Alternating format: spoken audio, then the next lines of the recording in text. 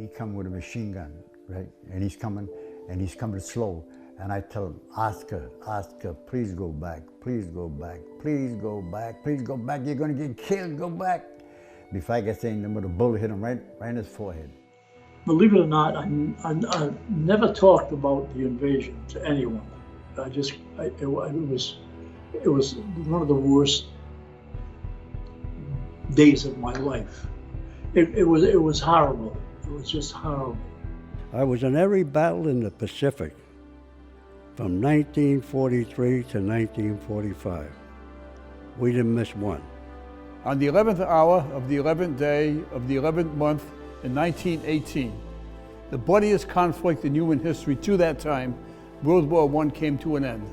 It is for that reason that we celebrate Veterans Day on November 11th. While there are no longer World War I veterans left to thank for their service, there are nearly 17.5 million living veterans in the United States.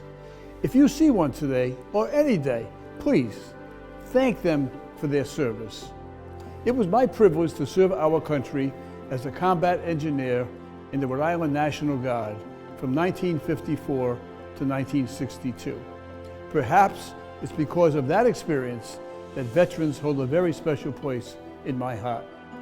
Almost every day, one comes before me in court, and I consider meeting each and every one of them a distinct honor. I see you getting anxious now. Don't get nervous. I know. I apologize. No, don't apologize to me. I'm apologizing to you. You're a war vet. What branch of the service were you in? Army. I was a sergeant, military police officer for the 119th MP Company. Yeah, and where did you serve? Iraq, back in 03 to 04. And I lost hearing. I'm a recovering cancer patient. It's due to the radiation I experienced in Iraq.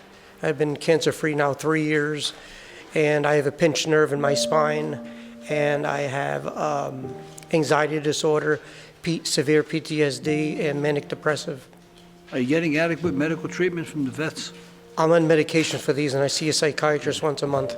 It must have been one of my appointments to see my psychiatrist. How long were you in this? How long did you serve in Iraq? 13 months, Your Honor. Once you get into an accident once, you can't go back. That's when I lost my hearing to an IED, blew up near my Humvee, and I lost my left side of my hearing. Okay, you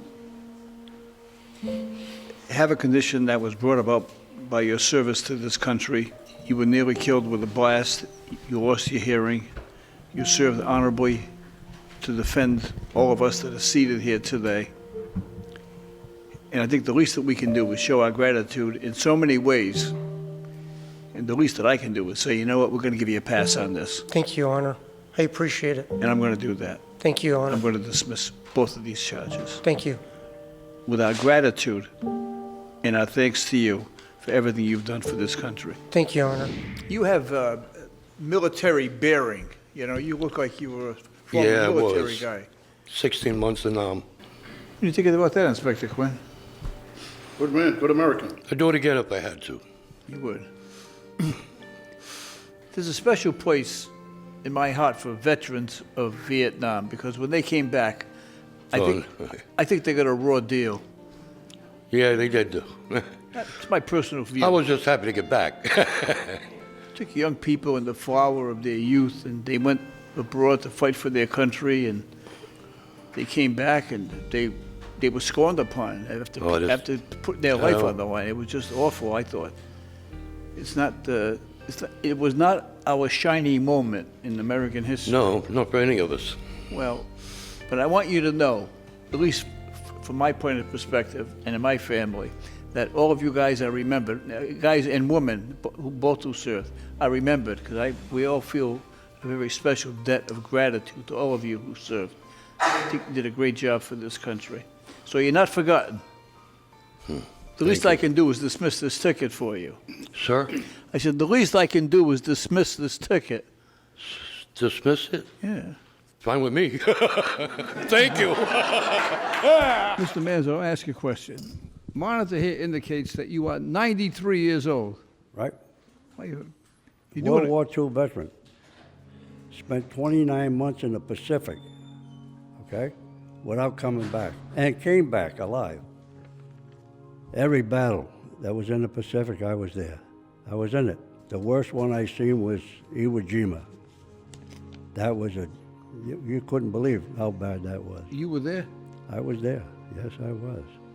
I was in every battle in the Pacific from 1943 to 1945.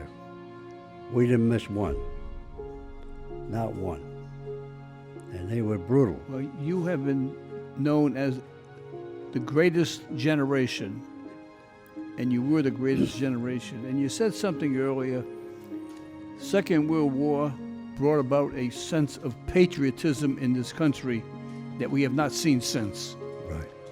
My father was was an immigrant. Came into this country at 18 years old and couldn't get a job, and things were tough. Well, he joined the Army, and he went into World War I.